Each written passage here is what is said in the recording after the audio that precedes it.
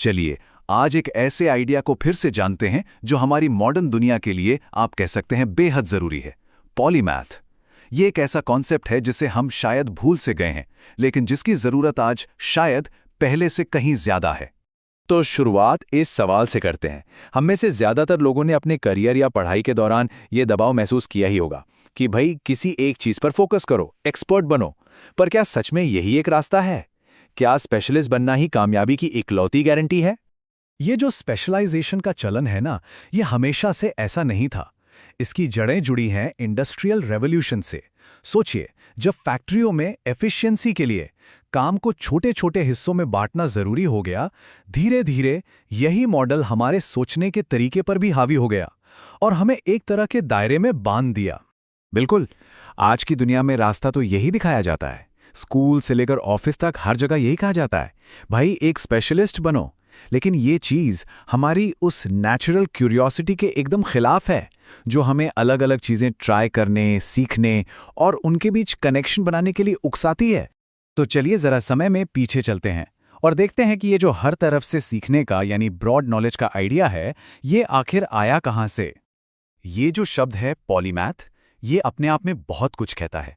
ये ग्रीक भाषा के दो शब्दों से बना है। पॉली मतलब कई और मैंथेनिन मतलब सीखना।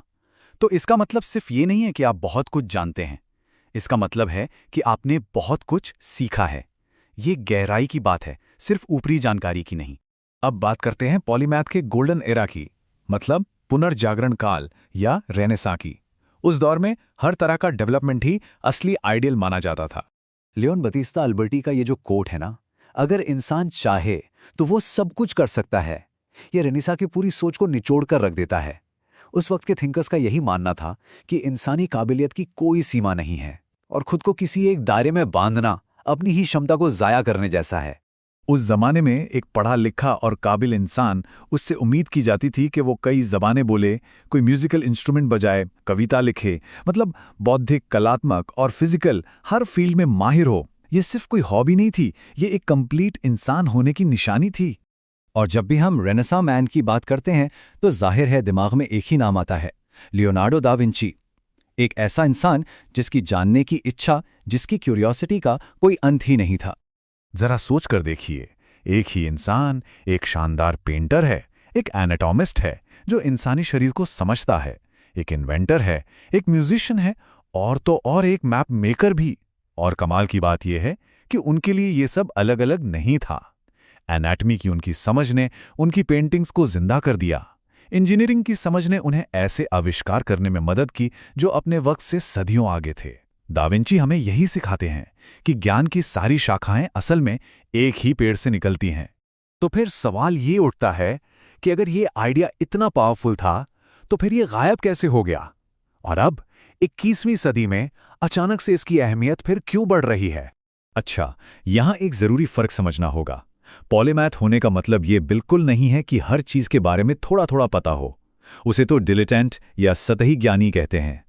एक सच्चा पॉलीमैथ वो कई फील्ड्स में गहरी डुबकी लगाता है और फिर उन गहराइयों के बीच पुल बनाता है। ये सिर्फ नॉलेज को जोड़ने का खेल नहीं है, ये उसे मल्टीप्लाई करने का खेल है। और ये कोई हवाई बात नहीं है, इसके सबूत भी हैं। जरा ये आंकड़ा देखिए। एक स्टडी में पता चला कि नोबेल प्राइज जीतने वाले साइंटिस्ट के आर्टिस्टिक हॉबीज में होने की संभावना अपने साथियों से 25 गुना ज्यादा थी। 25 गुना! क्यों? क्योंकि आर्टिस्टिक सोच हमें पैटर्न देखने, लीक से हटकर सोचने और क्रिएटिव सॉल्यूशन ढूंढने में मदद करती है। ये इस बात का सबूत है कि आर्ट और साइंस एक दूसरे के दुश्मन नहीं बल्कि दोस्त हैं। और सच कहूं तो आज हमें इसकी सबसे ज्यादा जरूरत है। सोचिए, क्लाइमेट चेंज, कोई महामारी या फिर इकोनॉमिक इनइक्वालिटी, क्या इन जैसी बड़ी बड़ी प्रॉब्लम्स को कोई एक अकेला स्पेशलिस्ट सुलझा सकता है?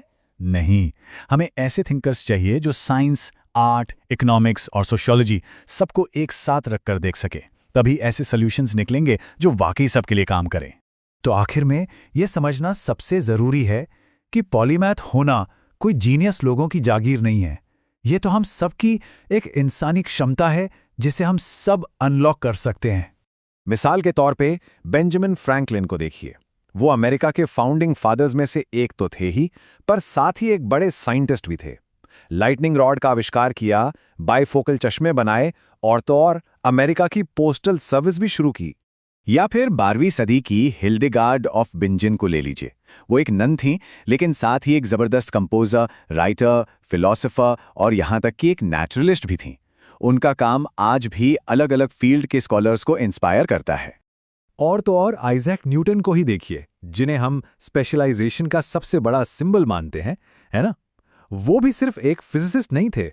उन्होंने मैथ्स के पूरे पूरे फील्ड्स बना दिए, लेकिन साथ ही वो कीमिया यानी एल्केमी और थियोलॉजी यानी धर्मशास्त्र में भी गहरे डूबे हुए थे।